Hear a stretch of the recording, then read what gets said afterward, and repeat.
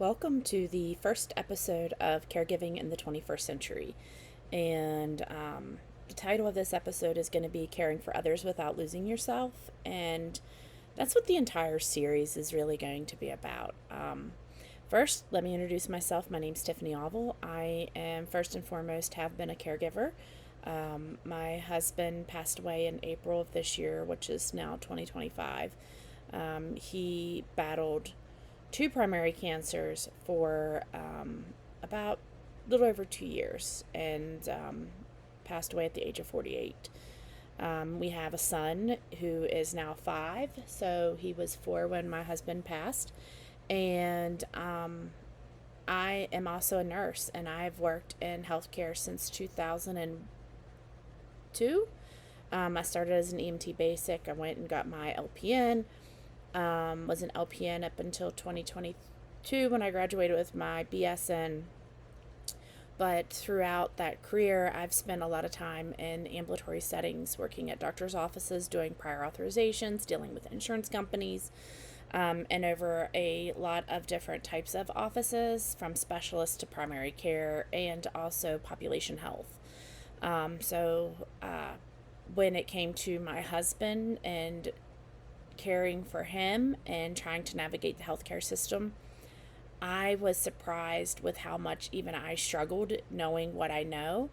And there were certain things that occurred that we'll talk about throughout these episodes that I realized, like, if it wasn't for me and the knowledge that I had, my husband probably would have died a lot sooner. And that's something that I just don't think we should continue to allow to happen. So that's why I'm here to share what I do know and empower you as a caregiver, and maybe you're caring for yourself, so that way you have the best knowledge and ability to do what you need to do. Also, as a caregiver, you need to take care of yourself. So caregiving really has expanded over the years. Like I said, my husband, I cared for him, and he was only 48. And a lot of times when we think of caregiving, we think of people who have Alzheimer's or who are elderly, and that's not the case. If you're a parent, you're a caregiver of a young human.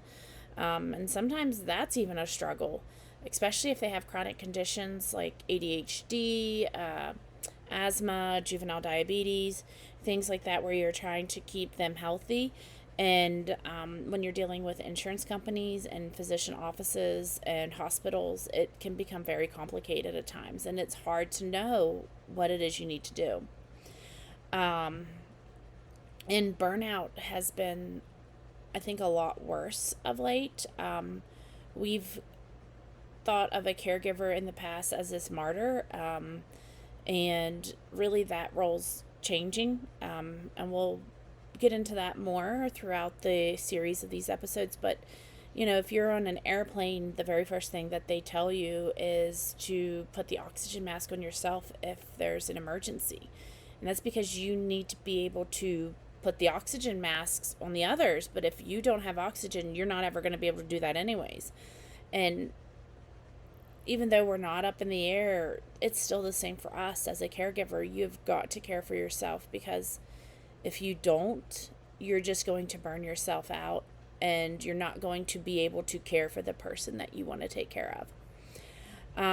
And also, really, as a caregiver, you're often balancing not just caring for that person, if they have a chronic illness, or maybe it's your child in general, but you also have a full-time job, most likely.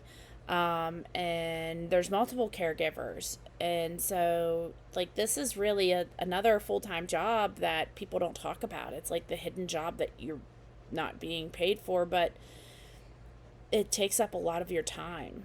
And people just, unless you've been in those shoes, don't realize how much time it takes up, not just doing the actual caregiving, but also the emotional drainage. And so, as we talked briefly about, we're going to talk about supporting ourselves throughout these series. So we're going to look at different ways of finding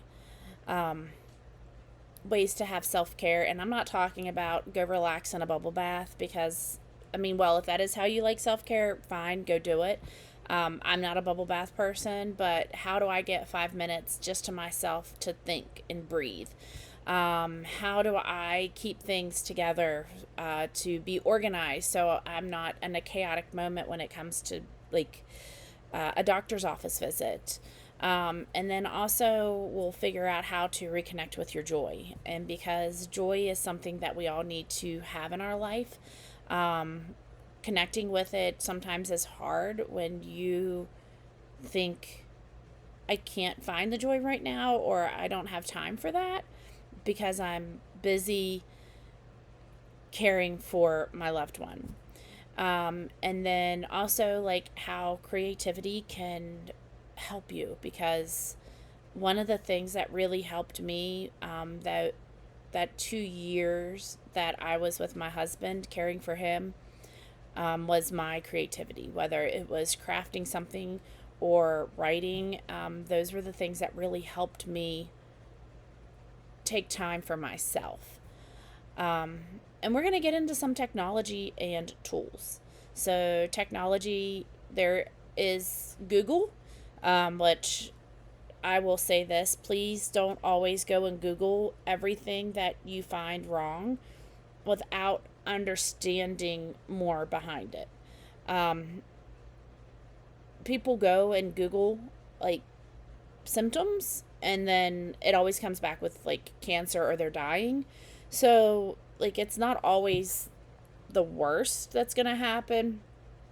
You need to have some discernment when you're looking things up. And I'm not telling you to look things up. Actually, one of the things that we'll go through is how to use AI, ChatGPT, to assist you, and learning about your diagnosis, reviewing your symptoms, and then that way, not as a diagnostic tool, but as a way to prepare you to talk to your provider, or to learn more of what's going on. And then we're also going to talk about like different things that can help you at home. Technology is amazing, and there is remote patient monitoring, that could come in and help you, which is like devices that can monitor your blood pressure, the blood sugars, and report it straight back to your physicians if they have that available. And then there are also things like patient portals that your hospitals and physician offices use. So that way you have a collection of all of your information regarding the patient or yourself and the diagnosis right there. And then we're going to dive deeper into organization and technology throughout future episodes. We're going to also discuss stories. I will use a lot of what I went through with my husband. Sometimes I will use words that are explicit, because a lot of times that's honestly how I express myself. That's me, and I'm not going to sit here and apologize for it. But I think there's a lot of us out there who do that as well, and we shrink back because of it. And you need to find your people, and you should never ever have to shrink back. And we're going to look at how this is going to build a community, the different things that you can do to find support. And so I really just invite you to come and join us. I'm going to try to at least get one episode out a week. And probably in the beginning here, because I do have a lot that I want to share, it might be more often. So we'll, adjust and pivot, because really pivoting is one of the main things that you have to do as a caregiver. I hope that you find these episodes real, and they will be raw. I may cry, and you may cry. And so we'll just get through it together. And, I just want to bring some of this awareness to everyone, who may need it. If this isn't your cup of tea, then, scroll on. But if this is something that you think you're going to benefit from, then, follow, subscribe, all those fun things. Leave a review, and we'll keep moving through some of these episodes.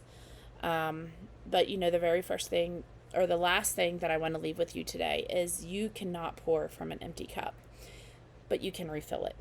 And you need boundaries, you need to breathe, and you need to have honest conversations. And so that's what we're going to do here. And you may not like everything I say, and that's fine. But hopefully there's enough that you can pick and choose from to support yourself and support the ones that you're caring for. So until the next episode, just keep being yourself. Remember that you need to be taken care of first before you can take care of anyone else. And I will see you the next time.